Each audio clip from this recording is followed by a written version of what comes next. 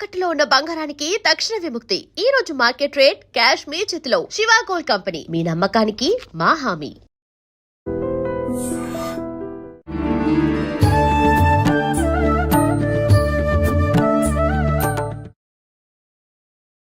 ఒత్తిళ్ళని తట్టుకోలేక అసలు welcome to I dream ధర్మ మార్గం కార్యక్రమానికి స్వాగతం. నేను మీ విజిత. ప్రస్తుతం మనతో పాటు ఉన్నారు ఇస్కాన్ టెంపుల్ నుంచి ప్రణవానంద ప్రభుజీ. వారు ఎన్నో సందర్భాల్లో ఎన్నెన్నో మాటల ద్వారా మనందరికీ కూడా ప్రవచనాల రూపంలో అయితే ఏంటి, మాటల రూపంలో అయితే ఏంటి, చాలా మంచి విషయాలు తెలియజేస్తూ ఉంటారు. ఇప్పుడు ప్రస్తుతం నాతో పాటు ఉన్నారు ప్రభుజీ. వారితో మాట్లాడి మరిన్ని విషయాలు తెలుసుకునే ప్రయత్నం చేద్దాం. నమస్కారం ప్రభుజీ. నమస్కారం అండి. హరే కృష్ణ. హరే కృష్ణ ప్రభుజీ. ప్రభుజీ, చాలామంది జీవితంలో నిత్యం ఎన్నో ఇబ్బందులు వస్తుంటాయి, ఒత్తిళ్ళు వస్తుంటాయి. ఈ ఒత్తిళ్ళని తట్టుకోలేక అసలు నాకు ఈ లైఫే వద్దు అని చెప్పి అసలు దైవ మార్గాన్ని వదిలిపెట్టి అన్ని రకాలుగా ఎటైనా వెళ్ళిపోతా అనే ఒక ఆలోచనలోకి వెళ్ళిపోతుంటారు. అటువంటి వాళ్ళకి ఏం చెప్తారు మీరు? ఈ ప్రపంచంలో మనమే ఒత్తిడి తీసుకుంటున్నామండి. ఇప్పుడు మీకు ఇందాక మనం మాట్లాడుకుంటున్నందుకు ఎంత ఒత్తిడి మనం తీసుకోవాలో అది మన పైన ఉంటుంది. సంబడి ఈజ్ ఫోర్సింగ్ కూడా అనుకోండి, ఎవరైనా మనల్ని ఇంత ఒత్తిడి నువ్వు తీసుకోవాలి అని అంటే అప్పుడు మనం ఒక చాయిస్ చేసుకోవాలి. మీకు ఒక విషయం చెప్తాను. ఒక వీడియోలో మేము మాట్లాడాం, రాత్రి త్వరగా పడుకొని త్వరగా లేవటం వల్ల మీ ఆరోగ్యం బాగుంటుంది అని. అప్పుడు కొంతమంది అన్నారు, మరి నైట్ డ్యూటీ సంగతి ఏంటి అని. ఇప్పుడు చూడండి, మనకి ఆరోగ్యం కావాలా, మనకి ఏం కావాలి అని మనం ఫస్ట్ డిసైడ్ చేసుకోవాలి జీవితంలో. అరే, నాకు ఒక సుఖవంతమైన జీవితం కావాలి. సుఖవంతం అంటే హద్దులు ఆర్భాటాలు ఉండాల్సిన అవసరం లేదండి. మన కుటుంబంతో స్పెండ్ చేయడానికి మనకు సమయం ఉందా, మన ఆరోగ్యాన్ని మనం జాగ్రత్తగా చూసుకుంటున్నామా, ధర్మాన్ని చేయగలుగుతున్నామా, భక్తిని చేయగలుగుతున్నామా, ఒక సింపుల్ లైఫ్, ఏదైతే బ్యాలెన్స్డ్ లైఫ్, ఆరోగ్యంగా కుటుంబంతో సమాజం కోసం ధర్మం కోసం ఉండే ఒక జీవితం, అది మన లక్ష్యం అనుకోండి. మనం దానికి తగ్గట్టుగా ప్రయత్నం చేస్తాం. అవును. మనం ఏం చేస్తున్నాము అని అంటే ఒత్తిడి పెంచేసుకుంటున్నాం మన పైన. ఇప్పుడు ఇందాక మనం ఒక ఎగ్జాంపుల్ చెప్పాం, మన గ్రైండర్ తిరగటం. అప్పుడు ఏం చేసిందంటే, ఒకసారి మేము అలా చేస్తుంటే మా అమ్మగారు చెప్పారు, దాన్ని ఫస్ట్ పక్కన పెట్టు, కొద్దిసేపు వాడకు, చల్లారని, దాని తర్వాత మళ్ళీ గ్రైండ్ చేయి, అప్పుడు వస్తుంది. అప్పుడు ఫ్యాన్ వేసి చల్లార్చడానికి పెట్టేస్తాం, అదొకసారి చల్లార్చాక మళ్ళీ గ్రైండ్ చేసేస్తాం. అంతే కదండి. అవును ప్రభుజీ. మనం ఎప్పుడైతే ఆ ఒత్తిడి అనేది మనం ఫీల్ అవుతామో, we should take a break.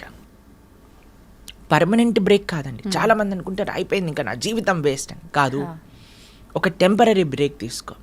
ఒక దగ్గరికి వెళ్ళు, ఒక ఆశ్రమానికి వెళ్ళు, ఒక క్వైట్ ప్రదేశానికి వెళ్ళు, ఫోన్ కట్ చేసేయి, నీతో నువ్వు గడుపు, ఒక మెడిటేషన్ చెయ్యి, నామజపం చెయ్యి, ఒక ఆశ్రమానికి వెళ్ళి సేవ చెయ్యి.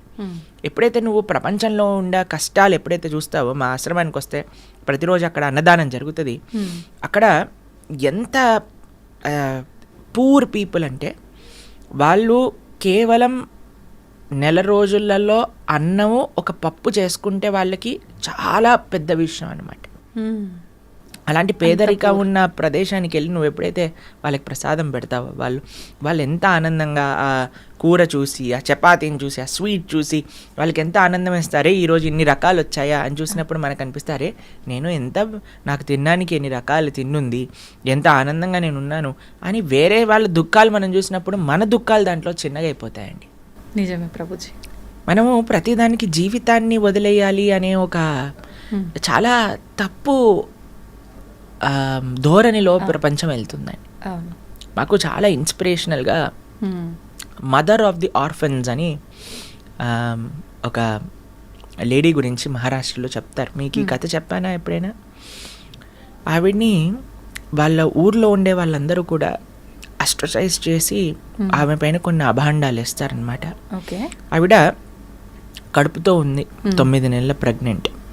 అయితే వాళ్ళ హస్బెండ్కి ఈవిడ పైన చెప్పుడు తప్పుడు మాటలన్నీ చెప్పేసరికి వాళ్ళ అత్తగారు వాళ్ళందరూ కలిసి ఈమెను చంపేయాలి అని ప్రయత్నం చేసి చాలా కొట్టేసి కడుపు పైన తన్నేసి ఒక గోశాలలో పడేస్తారు. ఏమని అని అంటే, మొత్తం ఆవులన్నీ ఈవిని తొక్కేసి చంపేసాయి అనేటట్టుగా క్రియేట్ చేయటం కోసం. అయితే ఆవిడ అలా పడిపోయి ఏడుస్తూ ఉండి రక్తస్రావం అయిపోతూ ఉంటే, రాత్రంతా ఒక గోవు ఆవిడ పైన నించొని ఆవిడని కాపాడింది, వేరే ఆవులు వచ్చి ఏమి ఇబ్బంది పెట్టకుండా. ప్రొద్దున లేచి ఆవిడ స్పృహకు వచ్చి చూసేసరికి మొత్తం ఒళ్ళంతా రక్తంతో నిండిపోయింది. ఆవిడ డెలివరీ అయిపోయింది అనమాట. ఒక పక్క నుండి ఒక చిన్న రాయి తీసుకొని ఆ బొడ్డు ఉంటుంది కదా, దాన్ని రాయితో గీసి కట్ చేసేసింది ప్రయత్నం చేసి. ఆ చిన్న పిల్లవాడిని తీసుకుంది. ఎక్కడ ఉండడానికి జనాలు, ఎందుకంటే ఎవరైనా చూస్తే చంపేస్తారు ఈవిడ్ని. ఎందుకంటే అక్కడ ఉండే పెద్ద రౌడీలు వాళ్ళందరూ ఈవిడితో గొడవ పెట్టుకున్నారనమాట. అయితే ఇంటికా వెళ్ళలేదు. అత్తగారు మామగారు ఇంకా హస్బెండ్ అలా చేశారు. ఇటు బయట సమాజంలోకా వెళ్ళలేము.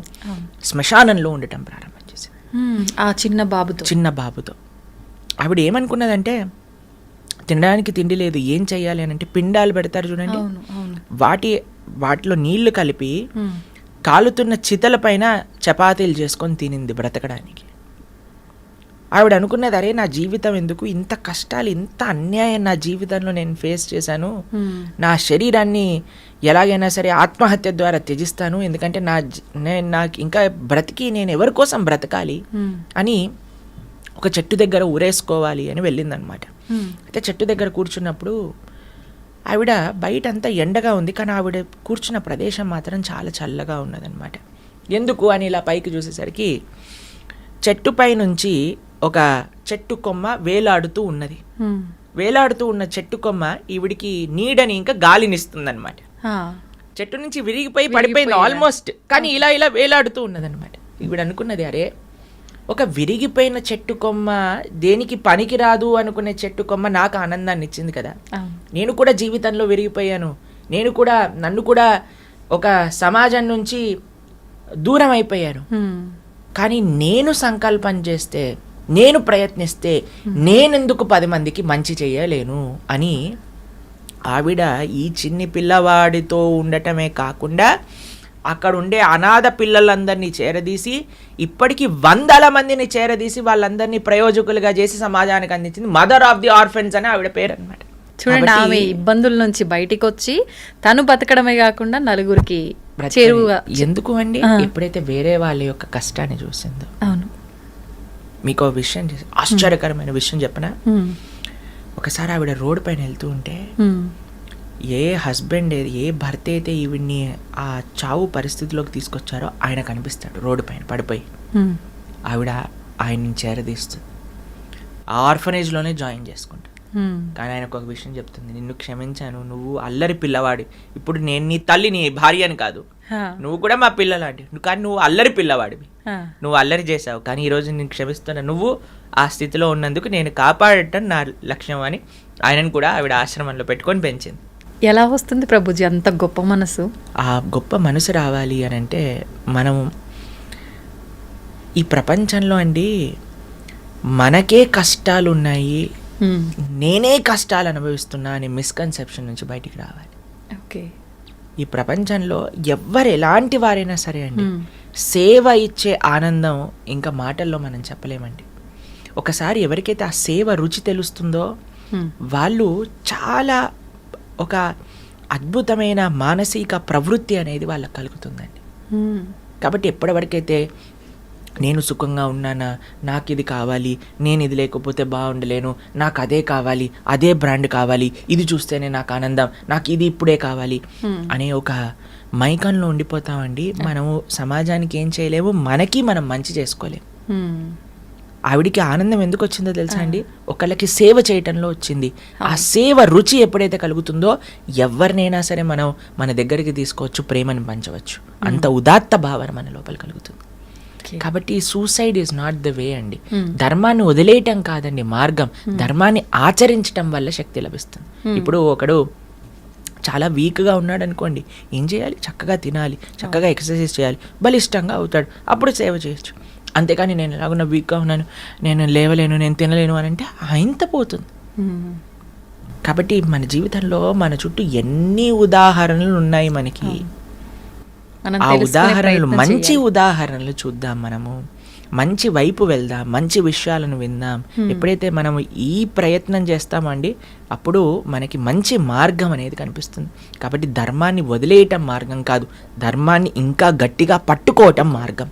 ఇప్పుడు చూడండి, ఒక చిన్న పిల్లవాడు నేలపైన పడిపోయాడు అనుకోండి, ఏడుస్తాం ప్రారంభం చేస్తాడు.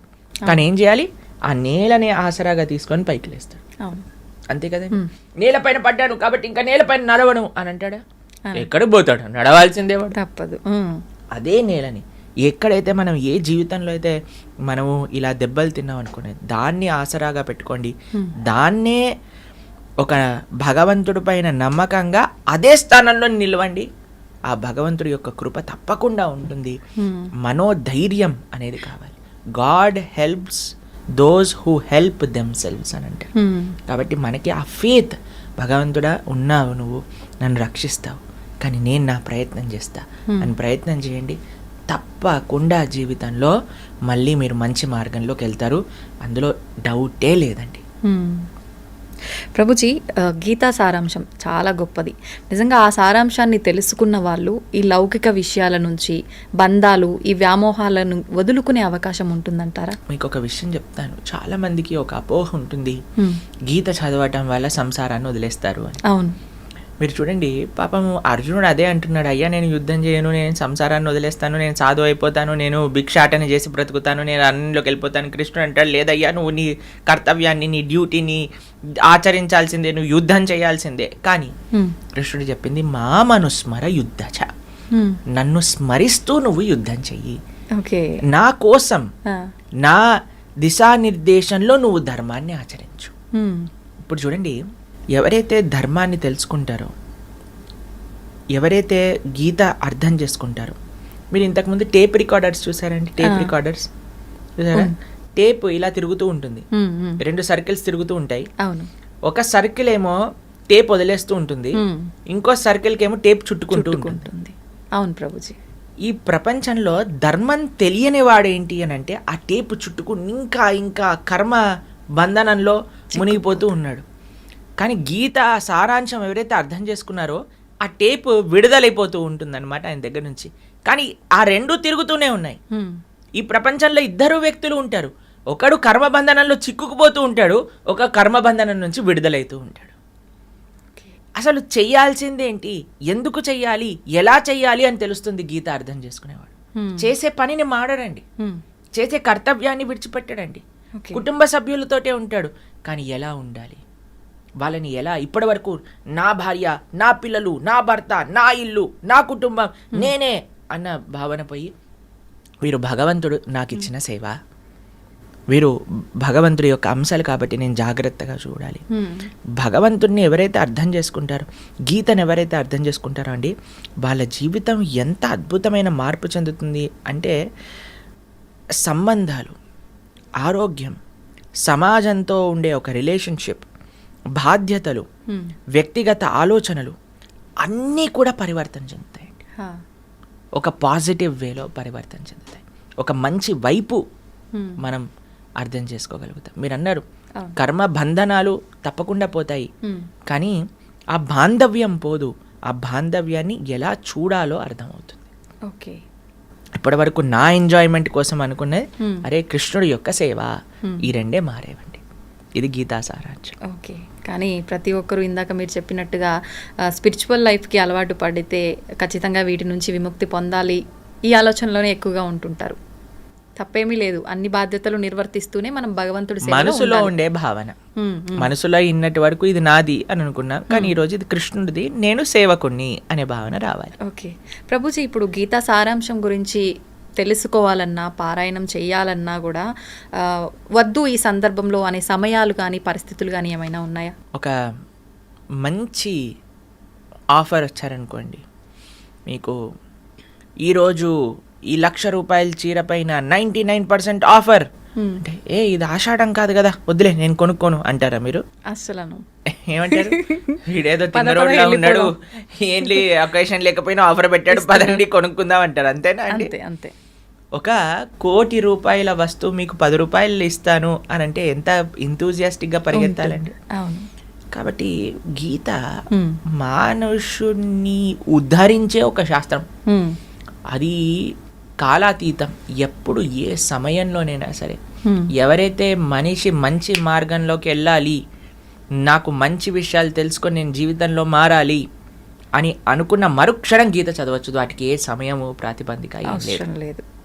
మన మనసులో ఆలోచన రావాలంతే. రావాలి, వచ్చింది అంటే ఆ మొదలు భగవంతుడి పెట్టొచ్చు. యొక్క కృప ఉండాలంటే. సమయం లేదు, ఏం లేదు, చక్కగా కూర్చోండి ఎక్కడైనా సరే. నిన్న మేము ఫ్లైట్లో వస్తున్నాం అనమాట, విశాఖపట్నంలో రామనారాయణం అనే ఒక ప్రదేశంలో, విజయనగరంలో జరిగింది.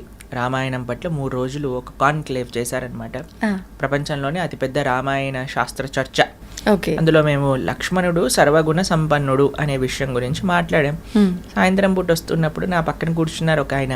ఆయన అన్నారు, ప్రభుజీ మాకు గీత చదవాలని ఉంది, ఏదైనా నియమాలు ఉన్నాయా? కిందే కూర్చోవాలి, ఈ సమయంలోనే చదవాలి. మేము ఎక్కడైనా మేము వెంటనే మా ఫోన్లో చూపించాం. అప్పుడు మేము 3rd చాప్టర్ భగవద్గీత చదువుతున్నాం అనమాట.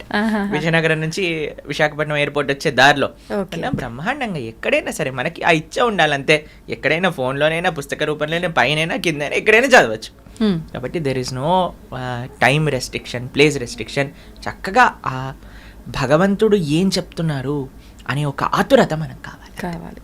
ప్రభుజీ, ఆడవారికి వీలు పడని ఆ 4 రోజుల సందర్భంలో కూడా చదివితే తప్పేమీ లేదా? చదువుకోవచ్చు, ఏం పర్వాలేదు.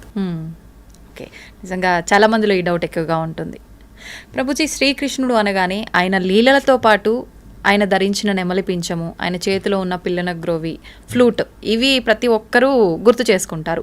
ఏంటి ఇవి ధరించడం వెనకాల ఆంతర్యం ఏమైనా ఉందంటారా? చూడండి, ఒక్కొక్క భగవానుడి యొక్క చేతిలో ఒక్కొక్క ఆయుధాలు చూస్తూ ఉంటాము. త్రిశూలం ఉంటుంది, లేదా సుదర్శనం ఉంటుంది, కానీ శ్రీకృష్ణుడు బాణం ఉంటుంది, అన్నీ ఉంటాయి. కానీ భగవంతుడు మాత్రం ఫ్లూట్ పట్టుకున్నాడు అనమాట. వీటితో ఏం పని లేదు. ఆయన జస్ట్ హీఈస్ అ చార్మర్ అనమాట. సర్వాకర్షతీతి కృష్ణ అని అంటారు. అందరినీ ఆకర్షించే స్వభావం కలిగిన వాడు శ్రీకృష్ణ భగవానుడు. భర్గాపీఠం నటవరవపు కర్ణయోర్కర్ణికారం బిభ్రద్ భాసత్ కనక కపిశం వైజయంతీం చమాలాం రంధ్రాన్ వేణురదరసుదయా పూరయన్ గోపవృందే బృందారణ్యం స్వపదరమణం ప్రావిశద్గీత కీర్తి. ఆయన ఎప్పుడు ఫ్లూట్ వాయిస్తూ ఉంటారు. కృష్ణుడు బృందావనంలో ఫ్లూట్ వాయిస్తుంటే యమునా నది, పారే యమునా నది రాయిలా అయిపోయేది అనమాట. రాళ్ళేమో అవి జలపాతాలుగా పారటం స్టార్ట్ చేసేవి. అంటే ఆయన ఫ్లూట్ యొక్క మాధుర్యత ఎంతది అని అంటే, ఆయన నించుండే ఆ రాయి కరిగిపోయి ఆయన పాద చిహ్నములు పడిపోయాయి అనమాట ఆ రాయిపై. ఎప్పుడైతే శ్రీకృష్ణ భగవానుడు గోవర్ధనుడిని ఎత్తారో, తన యొక్క ఎడమ చేతి చిటికని వేలిపైన తన స్నేహితులందరూ ఒకటే కంగారులో వస్తారు, కృష్ణ ఫ్లూట్ వాయించ, కృష్ణ ఫ్లూట్ వాయించ, కృష్ణ ఎందుకు వాయించద్దు అంటున్నారు అని అంటే, అరే మనం ఫారెస్ట్లో ఆడుకోవడానికి వెళ్ళినప్పుడు నువ్వు ఫ్లూట్ వాయించేటప్పుడు ఆ రాళ్ళన్నీ కరిగిపోయేవి, ఇప్పుడు ఇంత పెద్ద గోవర్ధనం కరిగిపోయింది అనుకోండి, మనందరం ఇక్కడే ఉండిపోతాము, మనందరి పైన ఒక సమాధి వచ్చేస్తుంది, నువ్వు ఫ్లూట్ వాయించటమా పువ్వు అని అంటారు అనమాట. అంత మధురం అండి. కృష్ణుడు ఎందుకు వేణుగానం చేస్తారు అంటే, రాయిని కూడా కరిగించటము అని అంటే, మన యొక్క హృదయం కూడా రాయి లాంటిదండి, ఒక బండ అని అంటారు చూడండి. మన హృదయం కూడా చాలా కఠినం అయిపోయింది. మీరు చూడండి, రాయి లోపలికి నీళ్ళు ఇంకమండి, కానీ ఒక స్పాంజ్ ఉందనుకోండి, స్పాంజ్ నీళ్ళలో పెట్టంగానే మొత్తం పీల్ చేసుకుంటాం. ఎవరి అయితే హృదయం కఠినంగా ఉంటుందో వారికి భక్తి రసం అనేది కలగదండి. ఆ భగవంతుడి పట్ల, అంటే భక్తులు మాట్లాడే మాటల పట్ల, అరే వీళ్ళేంటి ఇంత మైకంలో ఉన్నారు, వీళ్ళేంటి ఆ కృష్ణుడి గురించి ఇలా అంటున్నారు, అలా అంటున్నారు, కృష్ణుడు భక్తి అది ఇది అంటున్నారు, ఆ ఆస్వాదన రాదు. ఎందుకంటే భక్తి అనేది రసము వంటిది. ఆ రసము పీల్చుకోవాలి అని అంటే మన హృదయం కఠినంగా ఉండకూడదు, మన హృదయం ఒక స్పాంజ్ లా ఉండాలి. మరి కఠినమైన హృదయం నుంచి స్పాంజ్ అవ్వాలి అని అంటే ఏం చేయాలి?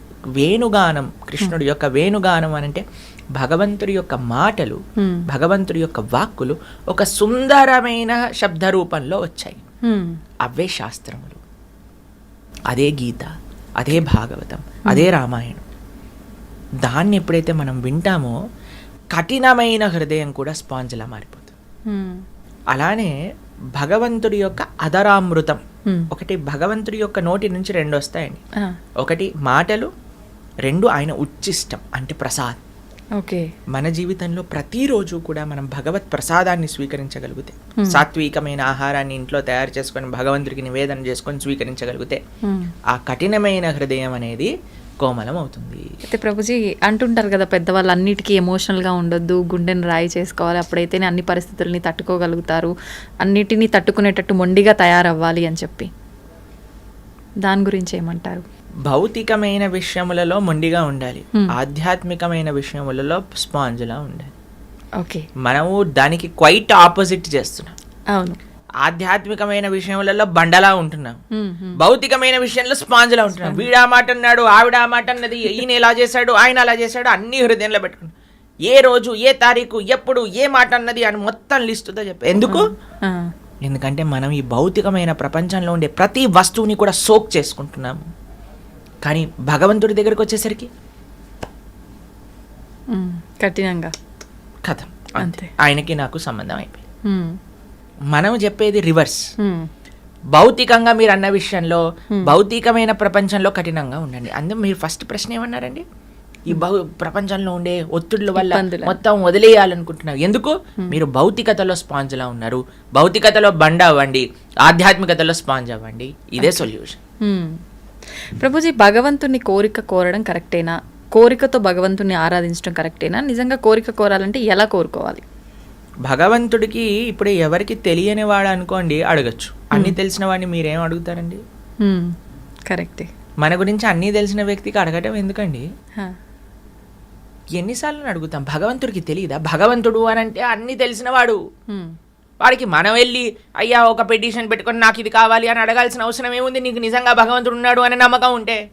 భగవంతుడు లేడు అని నమ్మకపోతే అసలు కోరిక ఎలా కోరుకుంటాం ప్రభుజీ? ఉన్నాడు అని నమ్మకం ఉంటే. భగవంతుడు అని అంటే అన్ని తెలిసిన వాడే కదా. మళ్ళీ నువ్వు స్పెషల్గా వెళ్ళి నాకు ఈ కోరిక ఇవ్వు, నాకు ఇది కావాలి అని అడగాల్సిన తండ్రి ఆయన. ప్రహ్లాదుడిని నరసింహస్వామి అడిగాడు, అయ్యా ఏదైనా కోరిక కోరుకో, నాకేం వద్దండి. లేదు కోరుకోవాల్సిందే, నాకేం వద్దండి. లేదు కోరుకోవాల్సిందే అని అంటే ప్రహ్లాదుడు అన్నాడు, అబ్బా ఇంత తెలివిగా ఆలోచిస్తున్నావు, కోరికలు ఇచ్చి నువ్వు తప్పించుకుందావు అనుకుంటున్నావా నరసింహ? నాకు కోరికలు వద్దు, నాకు నువ్వు కావాలి. అయ్యా నేను ఎలాగనో నీ వాడినే అయ్యా, నేను నీ కోసమే వచ్చాను, నీతోటే ఉంటాను, కానీ కోరిక కోరుకో. చూడండి భక్తుడిని, ప్రహ్లాదుడు ఎంత చిన్న పిల్లవాడు, 5 సంవత్సరాల పిల్లవాడు. కౌమారాత్ ఆచరేత్ ప్రాజ్ఞో ధర్మాన్ భాగవతానిహ. అంతా 5 సంవత్సరాల పిల్లవాడికి తెలుసండి కోరిక అవసరం లేదు భగవంతుడిని కోరుకోవడానికి. మనం భగవంతుడు కావాలి అని కోరుకోవాలి, కానీ ఈ కోరిక ఆ కోరిక మనకు అవసరం లేదు. స్వామి చేస్తాడు, మనము ఆయన దగ్గర పిల్లవాడిలా ఉంటే చేస్తాడు. కానీ నాకు తెలుసు, నాకేది మంచి, నేను అడిగిందే కావాలి అని అంటే నీకు భక్తి ఎక్కడ ఉంది? భక్తియే లేదు కదా. భక్తి ఉన్నవాడు ఎన్నడూ కోరిక అడగడండి. భక్తి లేనివాడు మాత్రమే కోరిక అడుగుతాడు. అహైతుకి అప్రతిహత యయాత్మ సుప్రసీదతే. భగవంతుడి నుంచి ఆశించకూడదు. భగవంతుడికి పూర్తి నమ్మకం ఉండాలంటే స్వామి నువ్వేం చేసినా నాకు మంచి చేస్తావు. కాబట్టి కోరిక విన్నవించాల్సిన అవసరం లేదు భగవంతుడికి. ఒకవేళ విన్నవించుకోవాలి అని అనుకుంటే మొండిగా కాదండి, స్వామి ఇది నాకు మంచి అని అనిపిస్తుంది, నీకు కూడా మంచి అనిపిస్తే చెయ్యి, నువ్వేం చేసినా నేను స్వీకరిస్తా. మారోబి రాకోబి జో ఇచ్చా తో హర్. ఒకవేళ మీరు కోరుకోవాల్సిందే అని అనుకుంటే don't be adamant about it. కోరుకోండి భగవంతుడా, నాకు ఇది మంచి అనిపిస్తుంది, నీకు కూడా మంచి అనిపిస్తే చెయ్యి తండ్రి. లేదు అని అంటే నువ్వు చెయ్యకపోయినా ఎందుకు చెయ్యలేదు అని అర్థం చేసుకునే శక్తిని నాకు ఇవ్వు అని భగవంతుడికి ప్రార్థించారు. ఓకే ప్రభుజీ, భగవంతుడి దృష్టిలో అందరూ సమానమేనా? ధనిక పేద, ఉన్నవాళ్ళు లేని వాళ్ళు, పూజించే వాళ్ళు పూజించని వాళ్ళు అందరూ సమానమే అంటారా? వ్యాధశ్చాచరణం ధ్రువశ్చ వయః విద్యా గజేంద్రస్య క కుబ్జాయాం కుమునామరూపమధికం కిం తత్ సుధామోధనం వంశక్కో విదురస్య యాదవపతేరుగ్రస్య కిం పౌరుషం భక్త్యా తుష్టతి నహి గుణైర్భక్తి ప్రియో మాధవః. శాస్త్రం చెప్తుందండి, వ్యాధశ్చాచరణం ధ్రువశ్చ వయః. ధ్రువుడు చిన్ని పిల్లవాడండి, 5 సంవత్సరాల పిల్లవాడు. అటువంటి పిల్లవాడు తపస్సు చేసిన భగవంతుడు వచ్చాడు. చూడండి, అనంతకోటి బ్రహ్మాండ నాయకుడు ఒక పిల్లవాడి కోసం ఎందుకు రావాలండి? అయినా సరే ధ్రువుడు కోసం వచ్చాడు స్వామి. ధ్రువశ్చ వయః విద్యా గజేంద్రస్య క. గజేంద్రుడికి ఏమైనా విద్య ఉందా అండి? ఒక ఏనుగు. అయినా సరే గజేంద్రుడు ప్రార్థన చేశాడని వచ్చాడు భగవంతుడు. విద్యా గజేంద్రస్య క కుబ్జాయాం కిమునామరూపమధికం. కుబ్జ అనే ఒక స్త్రీ, అష్టవంకర్లు కలిగిన కూని అంటారు. ఏదో అందమైన రుక్మిణీ దేవి, చాలా రుక్మిణీదేవి యొక్క అందం చూసి అందరు కళ్ళు తిరిగి కింద పడిపోయేవారట. అటువంటి వాటిని కృష్ణుడు పెళ్లి చేసుకున్నాడు అని అంటే కుబ్జ ఒక అష్టవంకర్లు కలిగిన ఒక కూని. అటువంటి కుబ్జకి కూడా భగవంతుడు కృపనిచ్చాడు కదా మథురలో. ఆయనకు అందంతో సంబంధమా చెప్పండి? లేదు. కుబ్జాయాం కిము నామ రూపమధికం కిం తత్ సుధామో ధనం. సుధాముడు కుచేలుడు తన దోతీలలో 100 నాట్లు ఉండేవి ఆయనకి. కృష్ణుడి దగ్గరికి తీసుకెళ్ళడానికి ఏమీ లేకపోతే ఆయన కొన్ని అటుకులు పాపము ఒక చిన్న సంచిలో కట్టుకొని వేలాడి తీసుకొని వచ్చాడు ఆయన దగ్గరికి. ఈయనేమో ద్వారకకి అధిపతి, 16,108 సువర్ణ భవనములతో ఉండే ఒక సామ్రాజ్యాధిపతి శ్రీకృష్ణ భగవానుడు. కానీ చూసాడా అండి ఈయన ఏం బ్రాండెడ్ క్లోత్స్ వేసుకోవట్లేదు, ఈజ్ నాట్ అలౌడ్ కాదు కదండి. సుధాముని కూర్చోబెట్టి తన పాదాలను ప్రక్షాళన చేసి రుక్మిణీదేవి శిరస్సు పైన జల్లి ఆయన జల్లుకొని చామరం చేస్తుంది రుక్మిణీదేవి. రాఘవత్వేద్ భవేత్ సీత రుక్మిణీ కృష్ణ జన్మని, సాక్షాత్తుగా మహాలక్ష్మి సుధాముడికి కుచేలుడికి చామరం చేస్తుంది. భగవంతుడు ఏమైనా తారతమ్యం చూశాడా? లేదు. వంశక్కో విదురస్య యాదవపతేర్ ఉగ్రస్య కింపౌరుషం. మీరు చూసారనుకోండి, దుర్యోధనుడు కృష్ణుడి కోసమని 100 రకాలు తయారు చేసి పెట్టాడండి. అలా ఆయన ముందు నుంచి వెళ్ళిపోయాడు. విదురుడు దాసీపుత్రుడైన విదురుడి దగ్గరికి వెళ్ళిపోయాడు. వాళ్ళ ఇంట్లో అట్టి పండ్లే ఉన్నాయండి కృష్ణుడు వెళ్ళిన సమయానికి. పాపం ఆయన త్వరలో ఆయన నర్వస్ అయిపోయాడు కృష్ణుడిని చూస్తూ. ఆ అట్టి పండ్లను తీసి బయటపడేశాడు. తొక్క తీసి పక్కన పెట్టి అట్టిపండు ఇవ్వాలి కదండి, అట్టిపండు పక్కన పెట్టేసి తొక్కనిచ్చాడు కృష్ణుడికి. కృష్ణుడు అలా తొక్కలను తినేస్తున్నాడు. ఆయన ఆనందంతో ప్రేమతో కృష్ణుడు వచ్చాడా, మా ఇంటికి వచ్చాడా అని అట్టిపండు తీస్తున్నాడు, పక్కన పడేస్తున్నాడు, తొక్క తీస్తున్నాడు, కృష్ణుడికి ఇస్తున్నాడు. కృష్ణుడు తొక్కలను తినేస్తున్నాడు. అంటే ఈయన భగవంతుని చూసిన ధ్యాసలో అలా చేస్తున్నాడా? ఆయన ఆ ఆనందంతో, ఆ షాక్ లో. ఓకే. కానీ కృష్ణుడికి తెలిసి ఆయన తొక్కిస్తున్నాడు, ఆయన తినేస్తున్నాడు కృష్ణుడు. అంత ప్రేమ తన భక్తుడు అంటే. పత్రం పుష్పం బలంతో ఏం యోమే భక్త ప్రయశ్చతి. ఆయనకి ఏం పట్టింపు ఉండదండి. ఈ ధనవంతులు ఏదో 300 రూపాయల దర్శనంలో వెళ్ళొచ్చు, కానీ వాళ్ళు దగ్గరకు వచ్చారని వాళ్ళపైన ఎక్కువ కృప ఉంటుందని కాదండి. భగవంతుడు ఎవరిని చూడాలో వాడిని చూస్తాడు. ఓకే. భగవంతుడికి పేద ధనికము ఇలాంటి తారతములు లేవు. యాదశ్చాచరణం ధ్రువశ్చ వయః విద్యా గజేంద్రశ్చ కా కుబ్జాయాం కిము నామ రూపమధికం కిం తత్ సుధామాదనం వంశక్కో విదురస్య యాదవపతేరుగ్రస్య కిం పౌరుషం భక్త్యా తుష్టతి నహి గుణైర్. కృష్ణుడికి భక్తి తప్ప ఇంకా ఏ గుణము ఆయన చూడడు. ఆయన పట్ల ప్రేమ ఉంటే చాలు, ఆయన స్వీకరిస్తాడు. భక్త్యా తుష్టతి నహి గుణైర్. నువ్వు పేదనా, నీకు డబ్బులున్నాయా, నువ్వు చదువుకున్నవాడివా లేవా, నువ్వు ఏ వర్ణం చెందినవాడివి, ఆ ప్రస్తావనే భగవంతుడికి అవసరం లేదు.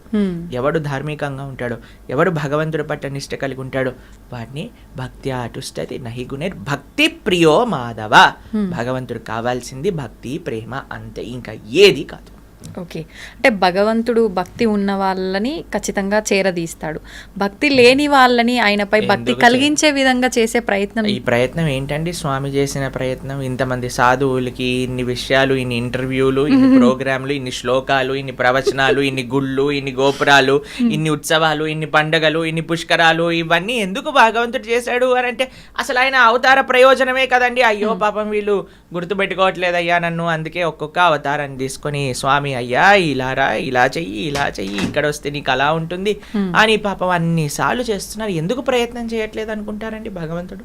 ఇది భగవంతుడి ప్రయత్నమే. మనం ఈరోజు మాట్లాడేది ఈ విషయాలు మీ ప్రేక్షకులకి తెలిపటం శ్రీకృష్ణ భగవానుడి యొక్క సంకల్పం. అది అదే ఎవరైనా సరే మంచి విషయాలు తెలుసుకొని మారుతారేమో అని భగవంతుడి సంకల్పం, అంతే అండి. ఓకే. కాబట్టి భగవంతుడు సాయశక్తులా ప్రయత్నం చేస్తున్నారు. మనం రెసిప్రొకేట్ చేసుకోవట్లేదు, మనము ఆయన చెప్పిన విషయాలను వినట్లేదు. అది మన తప్పు, భగవంతుడు తప్పు కాదండి. ఓకే. అంటే భగవంతుడు ప్రతి ఒక్కరికి ఒక అవకాశం ఇస్తాడు అని చెప్పి మారడానికి ఇన్ని రకాలుగా చూస్తున్నాడు. అవకాశం కాదండి, 100 అవకాశాలు ఇచ్చారు. God gives gives gives and forgives, we get get get and forget అని అంటారు. భగవంతుడు ఇస్తూనే ఉన్నాడు, ఇస్తూనే ఉన్నాడు, ఇస్తూనే ఉన్నాడు, ఇస్తూనే ఉన్నాడు, ఇచ్చి ఇచ్చి ఇచ్చి క్షమిస్తున్నాడు. మనం తీసుకొని తీసుకొని తీసుకొని తీసుకొని మర్చిపోతున్నాం. అది మన నేజం. భగవంతుడు అందరి పట్ల కృప. ఒక తప్పిపోయిన పిల్లవాడు ఇంటికి వస్తున్నాడంటే తండ్రికి ఎందుకు ప్రేమగా ఉండదండి? ఉంటుంది. కాబట్టి మనందరం తప్పిపోయిన పిల్లలం. భగవంతుని తెలుసుకుందాం, భగవంతుడి వైపు ప్రయాణం చేద్దాం. ఓకే. ప్రభుజీ, కృష్ణుడు భగవద్గీతను పాండవులలో ఒకరైన అర్జున్కి బోధించాడు, అది మనందరం కూడా వింటుంటాము. మరి ఎందుకు కౌరవులకి బోధించలేదు? వాళ్ళకు వినే అర్హత లేదా? అసలు రీజన్ ఏంటి? కృష్ణ భగవానుడు ఈ విషయాన్ని చెప్పారు. భక్తోసిమే సఖా చేతి, నువ్వు నా యొక్క భక్తుడివి, నా యొక్క ఫ్రెండ్వి, నీకు ఎటువంటి అసూయ లేదు, నీకు ప్రేమ నిష్ఠ ఉన్నది కాబట్టి అర్జున నీకు చెప్తున్నాను అని అన్నారు. అటువైపు కౌరవులు చూసారనుకోండి, వాళ్ళు ఎప్పుడు అసూయ, ద్వేషము, ఈర్ష, ఒక రకమైన గ్రీడ్ అని అంటారు, లోభంతో కూడుకున్న వాళ్ళు. అవును. ఎవరికైతే నేను బాగుంటే చాలు, మొత్తం సమాజం ఏమైనా పర్వాలేదు అన్న వాళ్ళకి భగవంతుడి యొక్క కృప రాదండి. అంత దుర్మార్గము వీళ్ళ పట్ల చేసినా సరే అర్జునుడు పర్వాలేదు, నేను వాళ్ళని ఏమనను, నేను అరణ్యానికి వెళ్ళిపోతానని కోమల కలిగిన హృదయం కలిగిన వాడు. భక్తోసిమే సకాచేతి రహస్యం ఏతద్ ఉత్తమం, అన్నిటికంటే ఉత్తమమైన రహస్యాన్ని నీకు చెప్పాలనుకుంటున్నాను. ఎందుకంటే నువ్వు భక్తుడివి కాబట్టి, నీకు అసూయ లేదు కాబట్టి, నీకు ప్రేమ ఉన్నది కాబట్టి, నువ్వు నా స్నేహితుడివి కాబట్టి. అర్జునుడికి దుర్యోధనుడికి ఒక విషయం చెప్తాను. కృష్ణుడు ఇలా శయనించి ఉన్నాడు మన హస్తినాపురం ద్వారకలో. వీళ్ళిద్దరు వెళ్ళి అడగడానికి, హెల్ప్ అడగడానికి వెళ్ళారు. దుర్యోధనుడు మొట్టమొదటిగా వెళ్ళాడు, అర్జునుడు వెళ్ళారు. 2 స్థానాలు ఉన్నాయి అక్కడ. ఒకటి పాదాల దగ్గర ఒక స్థానం ఉన్నది, శిరస్సు దగ్గర ఒక స్థానం ఉన్నది. అర్జునుడు చూస్ చేసుకున్న ప్రదేశము భగవంతుడి యొక్క పాదాల దగ్గర. కానీ దుర్యోధన అనుకున్నాడు, నేనేంటి వాడి పాదాల దగ్గర ఎందుకు కూర్చోవాలి, నేను రాజుని, నేను శిరస్సు పైన కూర్చుంటే అని శిరస్సు దగ్గర కూర్చున్నాడు. సరే అని కృష్ణుడు లేచి చూసేసరికి ఫస్ట్ అర్జునుడు కనిపించాడు. అయ్యా నీకేం కావాలి అని. ఈయనకి టెన్షన్ ప్రారంభం అయిపోయిందనమాట. ఎలా నారాయణీ సేన అని అడుగుతాడేమో అని. అయ్యా నాకు నువ్వు తప్ప ఇంకెవ్వరొద్దు అని అడిగాడు. దుర్యోధన అమ్మయ్య బతికిపోయాను, నారాయణ సేన అడగలేదు, నారాయణ సేన. కానీ ఎక్కడండి, ఎక్కడైతే పార్థ, ఎక్కడైతే కృష్ణ ఉంటారో అక్కడే విజయం ఉంటుంది. అంతే కదండి. అంతే. కాబట్టి అర్జునుడికి దుర్యోధనుడికి ఇది డిఫరెన్స్. ఒకడు కృష్ణుడి యొక్క సేవకుడు అనుకుంటున్నాడు, ఒకడు కృష్ణుడినే సాచించాలి అనుకుంటున్నాడు. అందుకే వాడు అర్హత కాదు జ్ఞానాన్ని. ఎవరికి తెలుసా అండి, శ్రద్ధావాన్ లభతే జ్ఞానం. ఎవరికైతే శ్రద్ధ ఉంటుందో వారికి మాత్రమే జ్ఞానం లభిస్తుంది. శ్రద్ధ వినయం వల్ల వస్తుంది. అర్జునుడికి వినయం ఉన్నది, దుర్యోధనుడికి వినయం లేదు. మీకు ఇంకొక విషయం చెప్తాను. కృష్ణుడిని ఒకసారి అడుగుతారు, అయ్యా నీకు అర్జునుడు అంటే ఎందుకండి ఇంత ఇష్టము అని అంటే, సరే చూపిస్తాను పదా అని అర్జునుడి యొక్క కుటీరానికి తీసుకెళ్తారనమాట. కురుక్షేత్ర యుద్ధంలో పాపం దెబ్బలన్నీ తగిలి చాలా అలసిపోయి రోజంతా యుద్ధం చేసి అర్జునుడు శయనిస్తే ప్రతి ఒక్క హృదయంలో ఉండే ప్రతి ఒక్క నాడి లోపల నుంచి కృష్ణ కృష్ణ కృష్ణ కృష్ణ కృష్ణ అనే శబ్దం వస్తుంది. అర్జునుడి యొక్క శరీరంలో ఉండే ప్రతి అంగం నుంచి. అంత ప్రేమ అర్జునుడికి కృష్ణుడు అంటే. అటువైపు దుర్యోధను చూసారనుకోండి, దుర్యోధనుడి దగ్గరికి ఒకసారి కృష్ణుడు వచ్చినప్పుడు సభకి వాళ్ళ యొక్క మినిస్టర్స్కి చెప్తారు, ఏయ్ ఎవ్వరు కూడా కృష్ణుడు చూస్తే లేవకూడదు అంటే, లేదండి ఆయనను చూస్తే ఆటోమేటిక్గా నించుంటా. సరే ఎవరు కృష్ణుడిని చూడకండి, నన్ను చూడండి, నేను కూర్చుంటాను, కృష్ణుని చూడాల్సిన అవసరం లేదు, నేనేం చేస్తానో అది చెయ్యండి, నేను కూర్చుంటాను కదా మీరు అందరూ కూర్చోండి. సరే అండి, అందరు మినిస్టర్లు కూర్చున్నాడు, దుర్యోధనుడు కూర్చున్నాడు. శ్రీకృష్ణ భగవానుడు ఎప్పుడైతే ఆ సభలోకి వచ్చారు, ఫస్ట్ నించుంది దుర్యోధనుడు. దుర్యోధనుడు చూసిన మంత్రులు అందరు నించున్నారనమాట. అంటే అంత అసూయ ద్వేషము దుర్యోధనుడికి ఉండింది కృష్ణుడి పట్ల. ఆ కృష్ణుడు వచ్చి ఆ సింహాసనం పైన కూర్చున్నప్పుడు ఆయనని సంహరించాలి అనే ఒక కుట్ర కూడా పన్నినారనమాట. అప్పుడు కృష్ణుడు విశ్వరూపాన్ని దర్శింపజేశారు. కాబట్టి ఎవరికైతే శ్రద్ధ లేదో, ఎవరికైతే అసూయ ఉంటుందో భగవంతుడి పట్ల, ఎవరికైతే నమ్మకం ఉండదో, ఎవరికైతే విశ్వాసము లేదా ఒక రకమైన ఏంటి నాకంటే గొప్ప జ్ఞానం ఇంకెవరికి తెలియదు అనే ఒక అహంకారం ఉంటుందో వారికి ఎప్పుడూ భగవంతుడి గురించి అర్థము కాదు. ఓకే. ఎవరికైతే వినయం ఉంటుందో, ఎవరికైతే శ్రద్ధ ఉంటుందో, ఎవరికైతే ప్రేమ ఉంటుందో భగవంతుడు అంటే వారికి తప్పకుండా అదే అర్జునుడు స్వీకరించగలిగాడు, దుర్యోధనాదులు స్వీకరించలేకపోయారు. ఓకే ప్రభుజీ, భగవంతుడిపై ఉండే భక్తి ఒక భగవంతుడి రూపంలోనే మనం చూపించాలా, లేదంటే కొంతమంది మా ఇంట్లో పర్సన్ అన్నట్టుగా ఫీల్ అయ్యి ఆయనకు సేవ చేసుకుంటూ ఉంటారు? అఖిల రస అమృత మూర్తి అని అంటారు కృష్ణుడు. ముఖ్యంగా 5 రసములు భగవంతుడితో, అంటే 5 రకములైన సంబంధములు మనం భగవంతుడితో పొందొచ్చండి. చాలా ఉన్నాయనుకోండి, 5 ముఖ్యమైనది. ఒకటి శాంత భావము అని అంటే, సరే భగవంతుడు ఉన్నాడు నమస్కారం. దాని తర్వాత దాస్య భావన, అంటే భగవంతుడు స్వామి, నేను స్వామి యొక్క సేవకుని, దాస్య భావన అంటారు. హనుమకి రామచంద్రుడి పట్ల ఉన్నట్టుగా దాస్య భావన, ఎప్పుడూ కైమోర్చి భగవంతుడిని సేవిస్తూ ఉంటారండి. దాని తర్వాత ఒక రకమైన సంబంధం ఏంటంటే సఖా భావన అంటారు. భగవంతుడిని ఫ్రెండ్గా, భక్తోసిమే సఖా చేతి, సఖా అంటే ఫ్రెండ్. అర్జునుడికి కృష్ణుడికి ఒక ఫ్రెండ్షిప్ ఉండింది అనమాట, అది ఒక రకమైన సంబంధం. తర్వాత ఇంకొక భావన ఏమిటి అని అంటే వాత్సల్య భావన అని అంటారు. భగవంతుడిని పిల్లవాడిలా, ఆహా. మనం తల్లిదండ్రులుగా భగవంతుడిని పిల్లవాడిగా సేవించుకోవటం. అరే లడ్డు గోపాల్ ప్రొద్దున్నే లేపటం, స్నానాలు చేయించడం, నైవేద్యాలు పెట్టడం, స్వెటర్లు వేయటం, పడుకోబెట్టడం, మచ్చర్దాని అంటే చక్కగా మనం దోమతెర వేయటం, ఫ్యాన్ పెట్టడం, ఏసీ పెట్టడం, అది చిన్న పిల్లవాడిని జాగ్రత్తగా చూసుకోవాలి అని ఒక భావన. ఇంకొకటి మాధుర్య భావన అంటారు. భగవంతుణ్ణి ఒక భర్తగా, ఒక ఒక ఏమంటాం, ఒక ప్రియుడుగా స్వీకరించడం మాధుర్య భావన. అలా గోపికలందరూ కూడా ఆ విధంగా భగవంతుని ఆరాధన చేశారు. యశోదాదులందరూ కూడా కృష్ణుని చిన్న పిల్లవాడిగా తాము చూసుకునే వాళ్ళగా ఆరాధన చేశారు.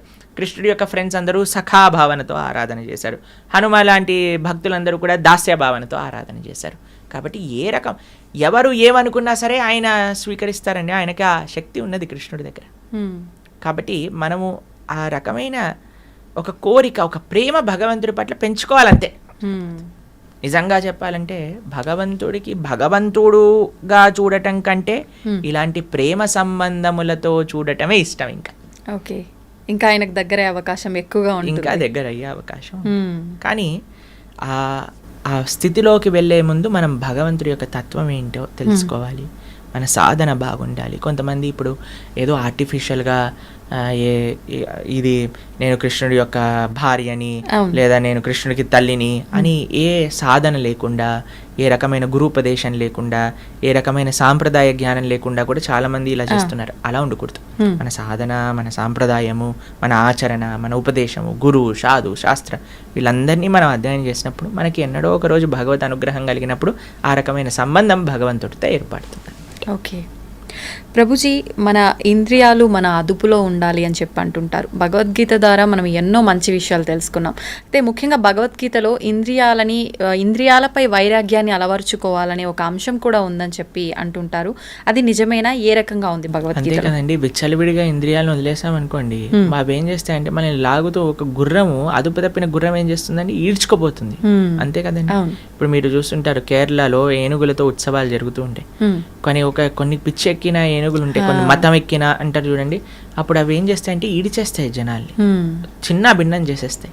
అలానే మన ఇంద్రియాలకు ఎప్పుడైతే విచ్చలవిడితనం ఇస్తామో, ఎప్పుడైతే ఆ పగ్గాలు ఉంటాయి కదా, అవి ఎప్పుడైతే వదిలేస్తారో అది పారిపోతూ ఉంటుంది, మనల్ని ఈడ్చేస్తూ ఉంటుంది. అందుకే మనకి ఇంద్రియ నిగ్రహము అనేది అవసరం. ఆ పగ్గాలు మన చేతుల్లో ఉండాలి, ఆ కంట్రోల్ అని అంటారు. ఇది ఎట్లా వస్తుంది అంటే అభ్యాసేనతు కౌంతేయ వైరాగ్యేన చ దృశ్యతే, ప్రాక్టీస్ అండ్ డిటాచ్మెంట్. ఈ రెండింటి ద్వారా ఎప్పుడైతే మనం చేస్తాం, కృష్ణుడు ఇంకొక ఉదాహరణ ఇస్తారు. ఎలా అయితే తాబేలు ఎప్పుడైతే ఆపద చూస్తుందో వెంటనే లోపలికి వెళ్ళిపోతుంది, ఒక షెల్ ఉంటుంది, అప్పుడు దాన్ని ఏం చేయలేరు తాబేల్ని, అవునా కాదు? అలా మనం ఎప్పుడైతే ఇంద్రియ భోగములు ఉంటాయో అప్పుడు మనం నిగ్రహించుకోవాలి అని చెప్తారు కృష్ణుడు. ప్లస్ ఇంకొక విషయం ఏంటంటే, ఇంద్రియ నిగ్రహం అనేది అంత ఈజీ విషయం కాదండి. మెల్లమెల్లగా అలవాటు చేసుకుంటూ ఉండాలి. అందులో మొట్టమొదటి స్టెప్ ఏంటంటే పోస్ట్ పోనింగ్ అని అంటారు. మనసు ఇప్పుడు నీకు అడిగిందని, మనల్ని ఇప్పుడు చెప్పిందని, ఇప్పుడు మాకు గొంతు సహకరించట్లేదు మాట్లాడడానికి, కానీ మేము ప్రయత్నం చేస్తున్నాం మాట్లాడడానికి. కానీ మా మనసు అనుకోండి, ఐస్ క్రీమ్ తిని ఇప్పుడు చాలా బాగుంది, ఐస్ క్రీమ్ కావాలి. నాకు తెలుసు, అరే నా గొంతు బాగాలేదు, కానీ మనసు అంటుంది పర్వాలేదులే, ట్యాబ్లెట్లు వేసుకుంటున్నావు కదా, ఐస్ క్రీమ్ తిను.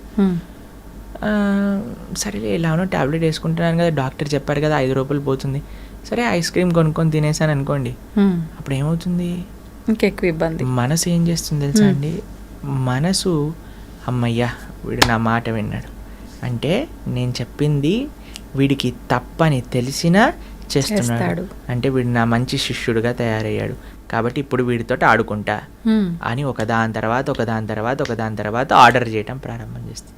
మనసు చేస్తుంది కదా, ఈ ఇంద్రియం, కళ్ళంటే ఇది చూపించు, చేతులంటే అది చేయించు, పాదాలంటే అటెళ్ళు అని మొత్తం మనల్ని 4 వైపులకి కూడా ఈడ్చేస్తూ ఉంటాయి.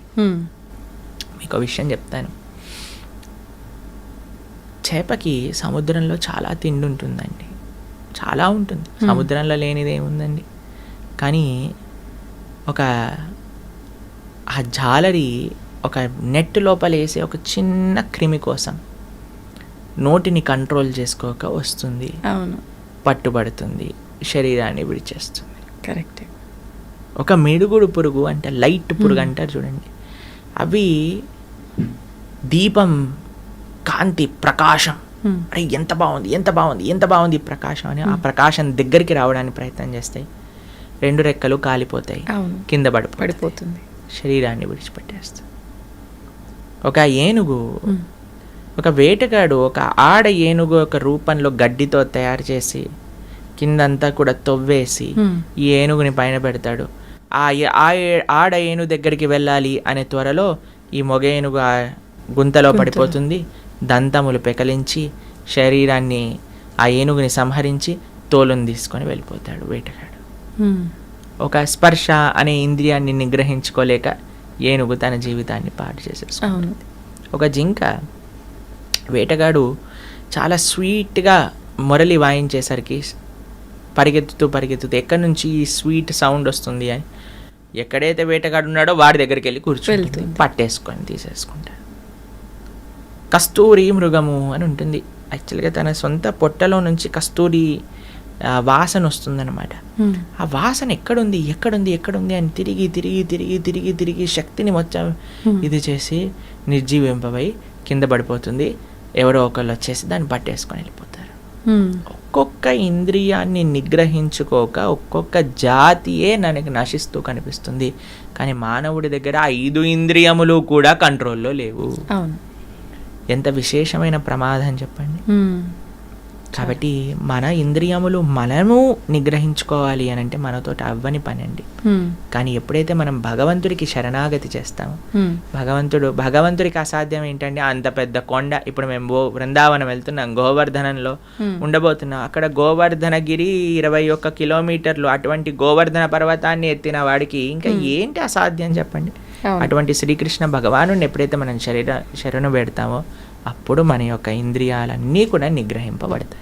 ఓకే ప్రభుజీ, మనం వింటూ ఉంటాం ప్రతిరోజు కూడా దిష్టి తగిలిందని చెప్పి, నరదిష్టి చాలా ఇబ్బంది పెడుతుంది అని చెప్పి, అది ఉంటుంది అని జనాలు నమ్ముతుంటారు. దీన్ని తొలగిస్తామని చెప్పి చాలామంది రకరకాల ప్రయత్నాలు చేస్తుంటారు. అది ఒక వ్యాపారంగా తయారయ్యింది. నిజంగా ఇవన్నీ ఉన్నాయా? వీటిలో భగవద్గీతలో ఏం చెప్పారు? ఫస్ట్ భగవద్గీతలో ఏం చెప్పలేదు, కానీ ఒక బేసిక్ కామన్ సెన్స్ మీరు చూసారనుకోండి, అసలు దిష్టి తెచ్చుకోవటం ఎందుకు? ఫస్ట్ దిష్టికి అన్నిటికంటే మూలం ఏంటి అని అంటే మనకి ఉన్నదానికంటే ఎక్కువగా చూపించుకోవటం, లేదా ఉన్నది మొత్తం మనము. ఇప్పుడు చూడండి, డెఫినెట్లీ వీ హ్యావ్ టు ఏమంటారు దాన్ని అని అంటే అతిగా జనాల యొక్క ఆకర్షణ ప్రయత్నం చేయటం, అది ఉండకూడదు మనకి. ఎప్పుడైతే మన జీవితంలో ఉండే విషయాలన్నింటినీ కూడా మనం పెట్టేస్తామో బయట, ఎప్పుడైతే మనము సమాజంలో ఉన్నప్పుడు ఒక రకమైన పరిణితి, హద్దు లేకుండా మనం మితిమీరిపోయి బిహేవ్ చేస్తామో, ఎక్కువగా చూపించుకోవాలి అనే ఒక ప్రయత్నం మనకు ఉన్నదనుకోండి, అప్పుడు ఏమవుతుంది అని అంటే వేరే వాళ్ళ యొక్క అన్నెసెసరీ అట్రాక్షన్. అన్ని కళ్ళు మంచివి కాదు కదండి. కాబట్టి మనకి చెడు వాళ్ళు ఎప్పుడైనా మనకి చెడు ఆశించి మన వైపు ఆ విధంగా చూసారనుకోండి, దాన్ని దృష్టి అని అంటారు. కాబట్టి అది నుంచి బయటకి రావాలి అని అంటే మనకి మెయిన్ థింగ్ ఏంటంటే మనం ఎంత సింపుల్గా ఉండాలి. ఒకటి ఏంటి అని అంటే అన్నెసెసరీ అట్రాక్షన్ గెయిన్ చేసుకోవడానికి ప్రయత్నం చేయకూడదు. తర్వాత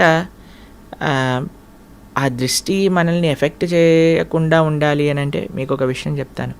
మనం ఎప్పుడైనా సరే ఇంటి నుంచి వెళ్ళే ముందు భగవంతుడికి ప్రార్థన, మన పూజా ఆలయంలోకి వెళ్ళి, మాకు అందరికీ అలవాటు ఈ విషయం, నాకు తెలిసి ఎంతమందికి ఉందో తెలియదు, కానీ మేమైతే ఎక్కడైనా కార్యక్రమానికి వెళ్తున్నా ఏం చేస్తున్నా సరే ఫస్ట్ భగవంతుడికి వెళ్ళి, స్వామి ఇది మీ సేవగా ఈ రోజు చేస్తున్నాము, ఈ కార్యక్రమానికి వెళ్తున్నా, మీ దయ ఉంచండి అని చేస్తాం. మళ్ళీ ఇంటి నుంచి రాగానే ఫస్ట్ మనం ఏం చేయాలంటే పాద ప్రక్షాళన చేసుకోవాలి. బయట నుంచి రాగానే పాద ప్రక్షాళన చేసి కాళ్ళు చేతులు ముఖం అంతా శుభ్రంగా చేసుకొని చక్కగా మనం ఆలయాన్ని, మన పూజా మందిరానికి వెళ్ళి భగవంతుడికి వేడుకోవాలి, తండ్రి ఇది ఈ కార్యక్రమం దీనికోసం ఇలా చేసాము, క్షేమంగా తెచ్చుకున్నందుకు థ్యాంక్ యూ. చిన్న చిన్న చిట్కాలు ఉంటాయి. ఉప్పుతో దిష్టి తీస్తూ ఉంటారు. మా అమ్మగారు మమ్మల్ని ఎప్పుడైనా కలిసామనుకోండి అప్పుడు కొబ్బరికాయతో దిష్టి తీస్తారు, లేదా ఉప్పుతో దిష్టి తీస్తారు. అలా చిన్న చిన్న కార్యక్రమం, దానికి ఎవరినో ఎంప్లాయ్ చేసి మన దిష్టిని తొలగించడానికి పెద్ద పెద్ద కార్యక్రమాలు చేసి అవన్నీ ఏం అవసరం లేదండి. ఫస్ట్ మనం కొద్దిగా కంట్రోల్డ్గా ఉండాలి. పబ్లిక్లో ఏదో మనం ఇది అది అని చేయడానికి ప్రయత్నం చేయకూడదు. రెండో విషయం ఏంటంటే చిన్న చిన్న చిట్కాలు, ఉప్పుతో మనం దిష్టి తీసేయచ్చు, కొబ్బరికాయతో దిష్టి తీయచ్చు, అలా నిమ్మకాయ కొన్ని యూజ్ చేస్తారు కదా, మీ అందరికీ తెలిసే ఉంటుంది. కాబట్టి ఆ విధంగా మనం దిష్టి తీసుకునే ప్రయత్నం చేయాలి డెఫినెట్లీ.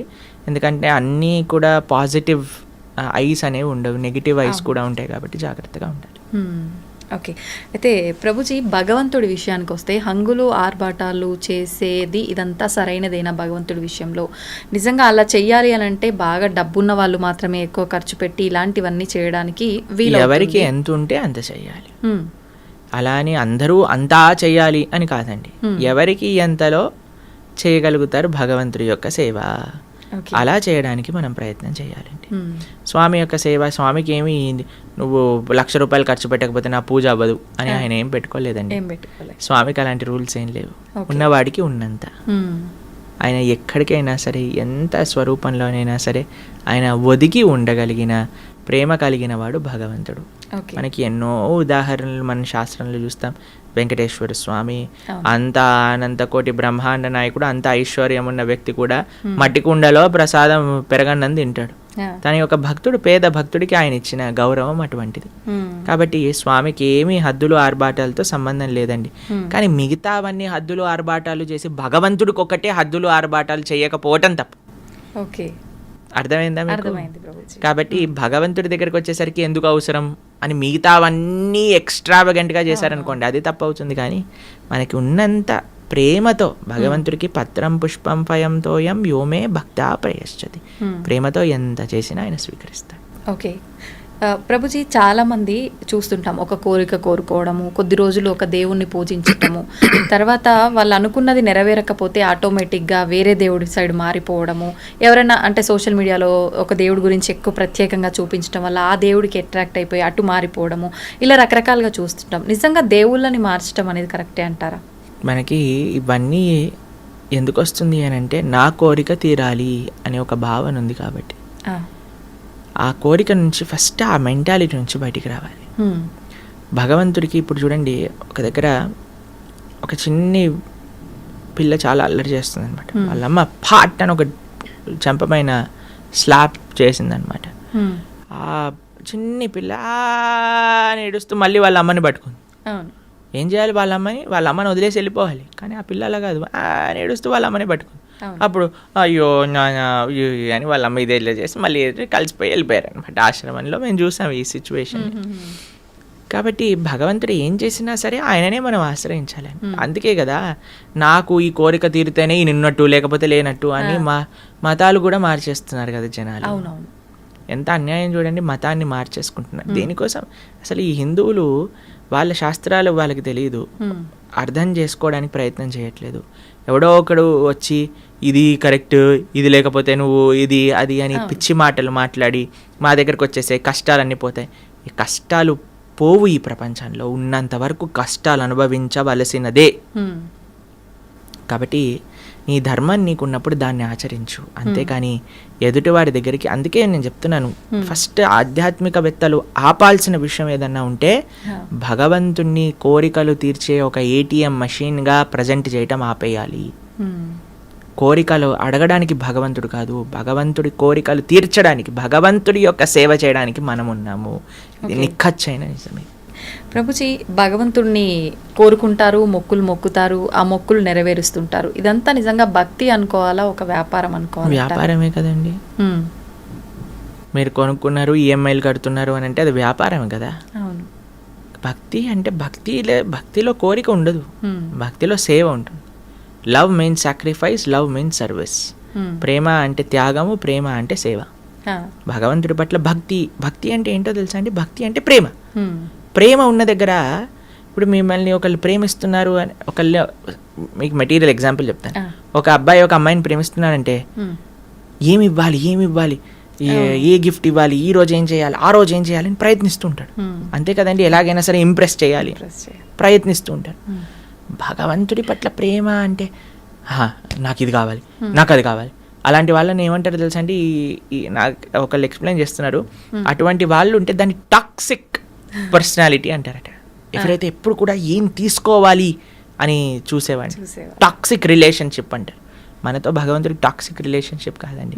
మనకి భగవంతుడి పట్ల భక్తి అనే మాట మీరు వాడుతున్నారు అని అంటే స్వామికి ఏ సేవ చేయగలుగుతాను, స్వామికి ఏ విధంగా ఆరాధన, స్వామి యొక్క మాటలు విని నేను ఎలా మారగలుగుతాను, స్వామి యొక్క సేవగా 10 మందికి ఎలా నేను మంచి మార్గాన్ని తెలపగలను, ఎలా సమాజానికి, దేశానికి, ధర్మానికి సేవ చేయగలను అని ఆలోచించడమే భక్తి.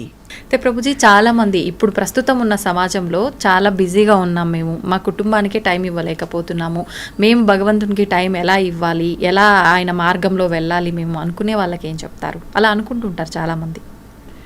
ఏం లేదండి, మనం దేనికోసం మనం ప్రియారిటీ ఇస్తే, ఏది మనకి ఇష్టం అనిపిస్తే దానికి మనం సమయం ఇచ్చి తీరుతాం.